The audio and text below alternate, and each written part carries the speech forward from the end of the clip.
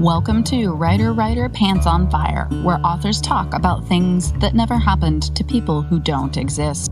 We also cover craft, the agent hunt, query trenches, publishing industry, marketing, and more.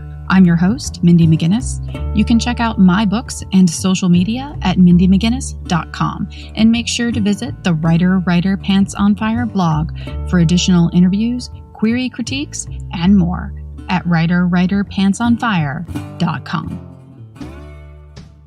Today's guest is Mag Dimond, author of Bowing to Elephants, which won Best Indie Biographies and Memoirs from Kirkus.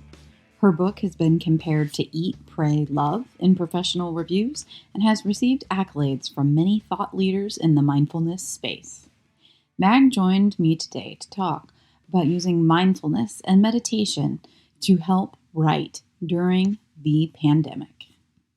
You are the author of Bowing to Elephants, which is a bit of a memoir and also a tale of your travels, as well as some teaching advice about mindfulness. So if you could talk a little bit about the book, Bowing to Elephants, that would be great.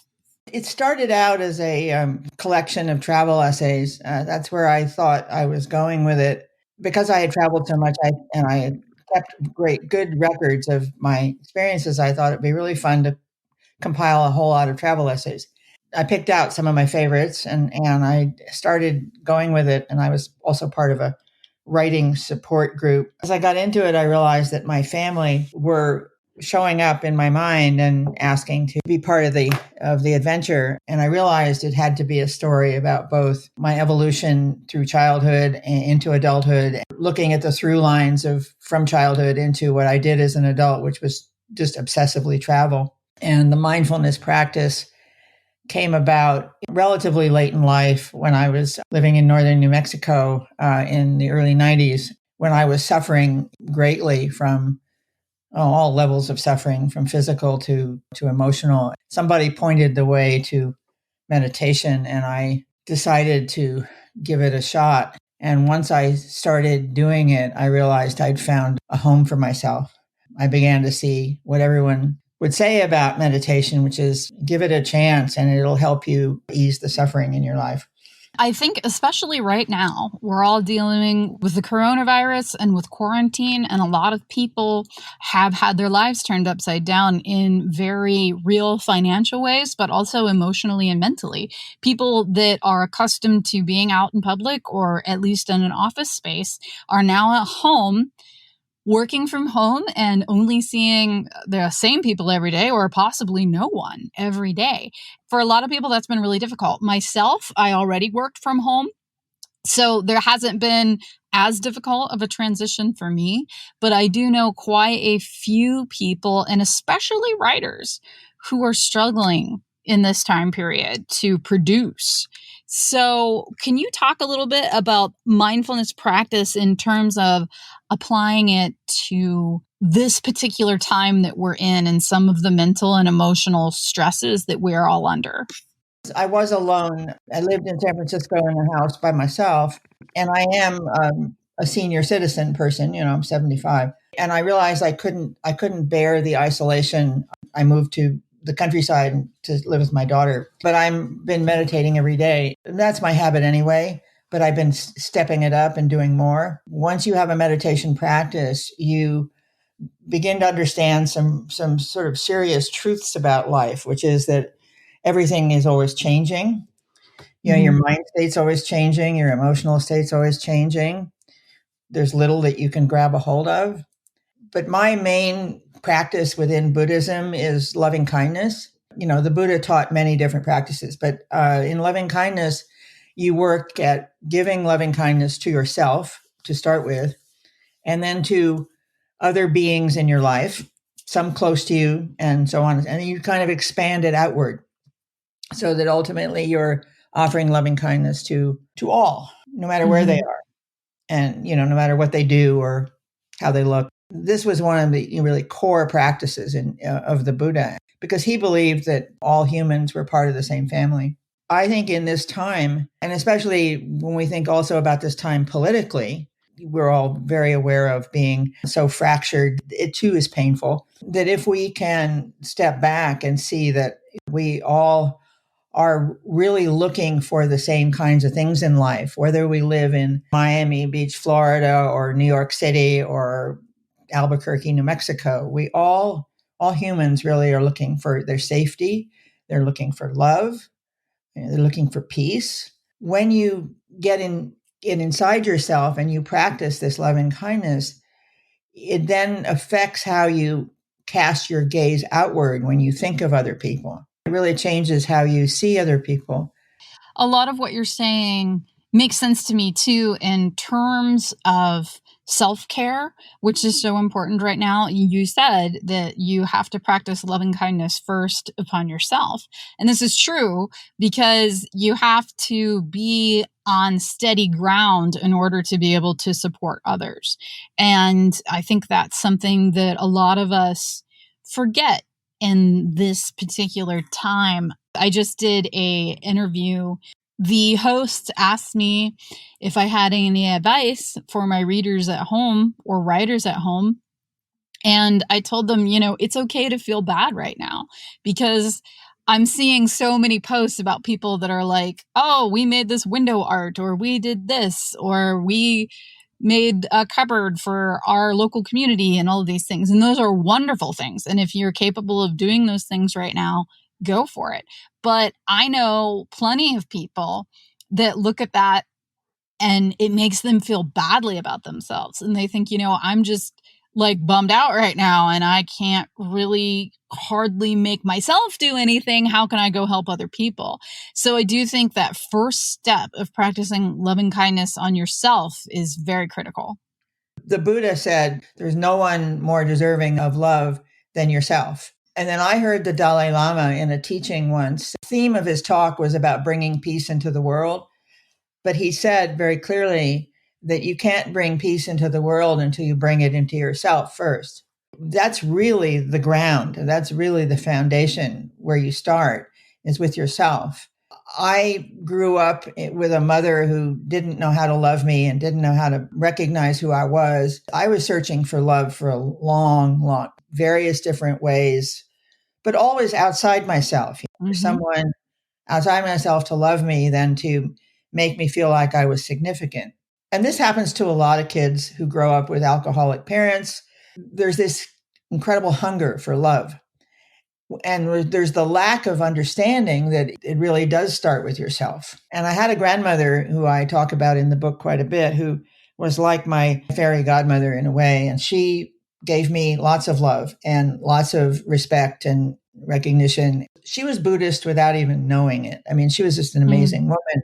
And she loved herself, but she loved everybody else. She had an across the board acceptance of all humans, and I noticed that as I was growing up about her. And I thought that was a marvelous way to live. But it started with this deep respect she had for her own self and the life that she had lived. And that's critical. And too many of us don't have that. I think today, especially with social media, everyone is putting their best self forward. You're supposed to put your best self forward, but we're really just putting our best selfies. And that's what everyone is seeing. They're seeing our airbrushed lives. And I personally don't participate in that. When I post pictures on social media, it's usually my cats or something going on with other people. I am not fond of advertising my own self as a commodity. I've always been very upfront about my own struggles with depression and anxiety. And I don't think that me pretending like everything is great and I'm fine and I woke up looking like this is going to do anyone any good at all. There's no positivity in that for me. It saddens me to see kind of indiscriminate use of the social media. Then when I had to work on doing publicity for the book, I was being led in the direction of using social media. And it was the learning curve for me was really hard because I just, I didn't feel like I wanted to be part of this community of people that's shouting out to everybody, look at me, I'm great, I'm great. I think I'm a pretty interesting person. I mean, I believe I'm a pretty interesting person. And thanks to the trajectory that the book has taken with its acceptance and admiration, that I have a lot of confidence in the fact that I've written a really good book. You do have to bite the bullet and do the dance there on social media. And I've lived long enough to remember the days when writers published books. The only thing they did to publicize them was to go out and do readings in bookstores. That was it. Mm-hmm. It was just a lot simpler. And now you have to create advertisements for yourself. I don't do it myself. I pay somebody who is also sort of an old friend and somebody I really respect who likes to do this kind of work. I pay him to figure it out. When it comes to social media, I am, of course, not above using it to market myself, but I'm always trying to be honest as much as possible. I'm just not someone that's going to set off glitter cannons or do too much look at me. It's just not who I am. It feels disingenuous, and so I'm not going to participate.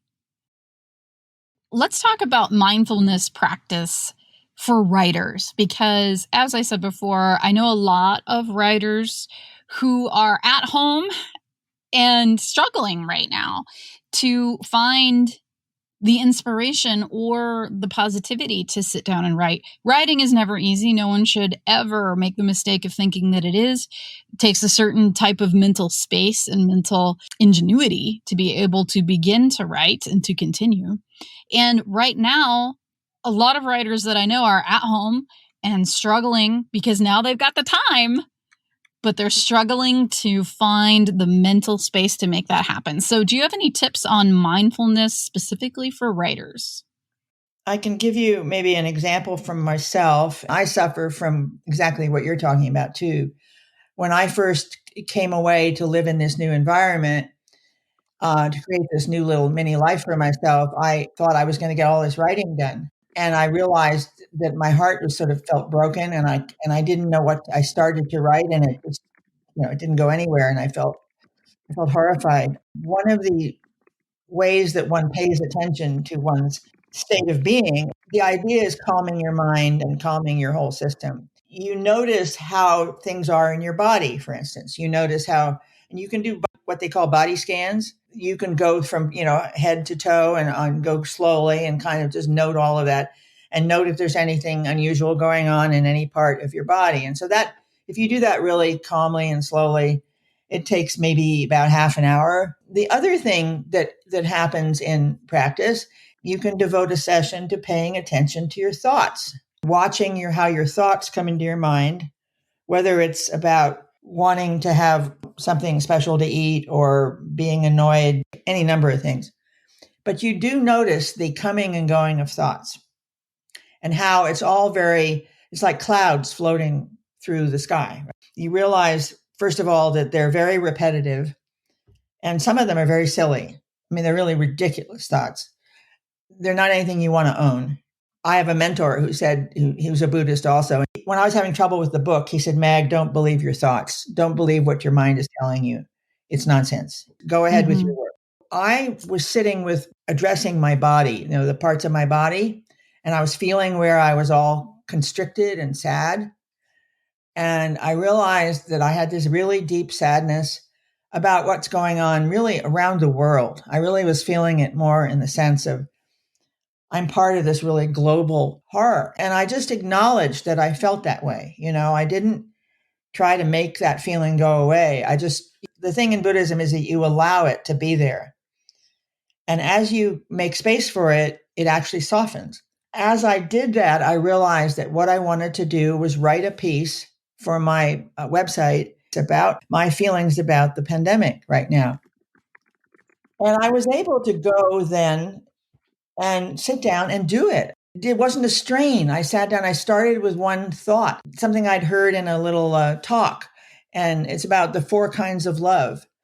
There's the familial love, and then there's friendship, and then there's this, and then there's sort of what they call universal love. And I love this. I held this idea about universal love, and I realized that what's happening around the world is that people are manifesting their love for one another in amazing ways. So then I wrote my piece. I found the entryway into expressing my feelings. So while I was expressing my sadness, feeling of the chaos inside me, I was also able to say, hey, look what's happening around us.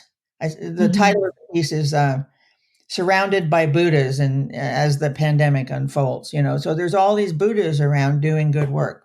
It made me feel really good to realize that. Circling back, I'm trying to really affirm that if I hadn't been able to recognize in my body the level to which I was sad and really be with it and say, hey, my ideas and emotions are worth sharing. It's very true. You have to have enough conviction that your story matters or that your words matter before you attempt to share them with someone else. The act of writing them down solidifies that, but you have to reach a point mentally where you believe in yourself enough to share them. I don't know if you're familiar with the writer Anne Lamott, who wrote the famous book Bird by Bird. She is an advocate of writing short things, writing little things. Don't write thinking you're going to write something with meaning, but it's the idea that you keep the muscles in yourself working. I totally agree. I mean, I think if you just let go of the idea that you have to write something really smart and brilliant and meaningful, you write what's really important to you. She gave a couple of ideas for how people could jump in and just immediately answer the question, like, how is life different for you now with this pandemic? How is it different? Everybody can answer that question. I find that awesome. I love it. Why don't you let people know where they can find your book? And if you have a website online, if you could let us know about that. What I do to tell people where to buy the book, order from your independent bookstore. I am not a fan of Amazon, although Amazon is the giant marketer of all things. The book is readily available on Amazon, of course, but I tell people to go to independent bookstores, and there's a website called Indie Bound. You can identify the bookstores, the independent bookstores in your neighborhood, in your area. So that's a cool thing to tell people about. And I think bookstores need to be supported now more than ever. My website has a wealth of interesting stuff, including photographs and all my blogs and everything, including the first chapter of the book and this whole gallery of travel photographs that I put in on the website. It's a lovely website, if I do say so myself.